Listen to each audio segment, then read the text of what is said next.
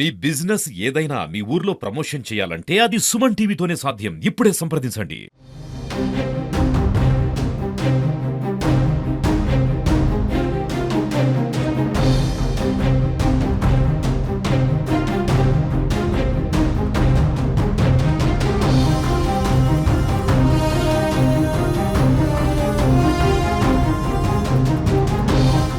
Welcome to Suman TV. ఈ నెల 21వ తేదీ నుంచి జిల్లా వ్యాప్తంగా 10వ తరగతి పరీక్షలు మొదలు కాబోతున్నాయి.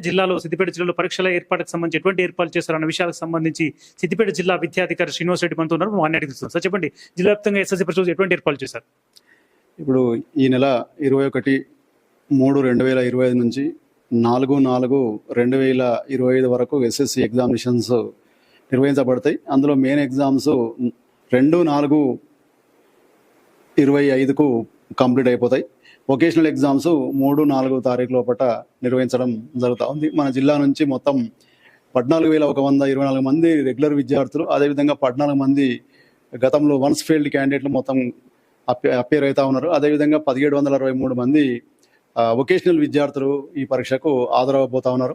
మొత్తం జిల్లా లోపల 79 సెంటర్లు మనం అలాట్ చేయడం జరిగింది. ఆ 79 లోపల 74 మాత్రం గవర్నమెంట్ ఇన్స్టిట్యూషన్స్, మిగతా 5 ఇన్స్టిట్యూషన్స్ ప్రైవేట్ ఇన్స్టిట్యూషన్స్. అందులో లోపల సిద్దిపేటలో 3, గజ్వేల్ 2 ఇన్స్టిట్యూషన్స్ ఏర్పాటు చేయడం జరిగింది.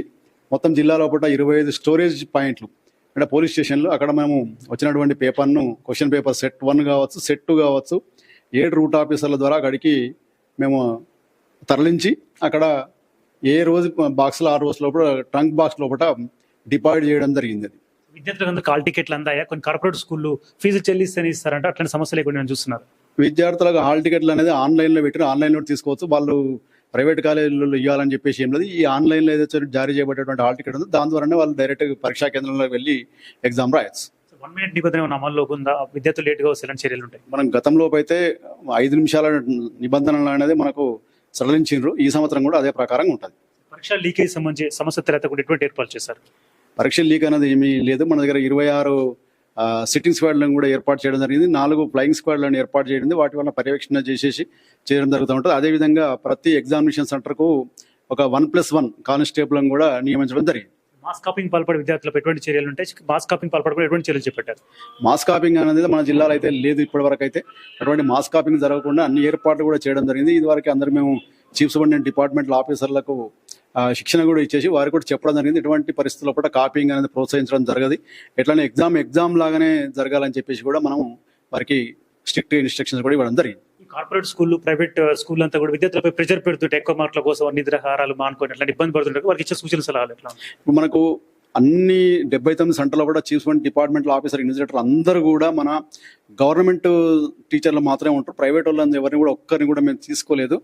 అందుకొరకు ఎవరు కూడా అందరు ఎగ్జామినేషన్స్ అనేది ప్రశాంతంగా రాయవలసి ఉంటుంది. ఎలాంటి ప్రలోభాలకు కావచ్చు, ఒత్తిళ్ళకు కావచ్చు, ఎలాంటి లొంగకూడదని చెప్పేసి మా అందరికి విజ్ఞప్తి కూడా చేయడం జరిగింది. వరకు విద్యార్థుల తల్లిదండ్రులకు ఏమని సూచన ఇస్తారు?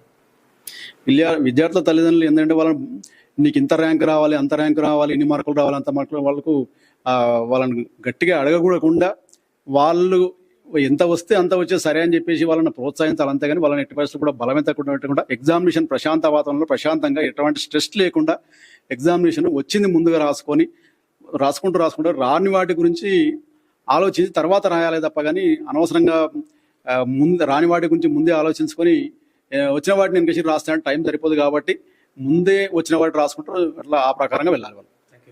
10వ తరగతి పరీక్షలకు జిల్లా వ్యాప్తంగా అన్ని రకాల ఏర్పాట్లు పూర్తి చేస్తామని సిద్దిపేట జిల్లా విద్యాశాఖ అధికారి శ్రీనివాస్ రెడ్డి చెప్తున్నారు. అంతేకాకుండా విద్యార్థులు ఎవరు కూడా ఆందోళనకు గురి కావద్దు. ఆల్ టికెట్లన్నీ కూడా ఆన్లైన్ ఉన్నాయి కాబట్టి నేరుగా మీ స్కూల్కి సంబంధించిన యాజమాన్యాల సంబంధం లేకుండా ఆల్ టికెట్లు డౌన్లోడ్ చేసుకోవచ్చు అని వారు చెప్తున్నారు. అంతేకాకుండా విద్యార్థులందరూ కూడా ఎటువంటి ఒత్తిడి గురిగా కూడా ప్రశాంతంగా పరీక్షలు రాయాలని ఆయన సూచిస్తున్నారు. వీడియో జర్నలిస్ట్ వినయ్తో కలిసి హరికిషన్, సుమన్ టీవీ, సిద్దిపేట.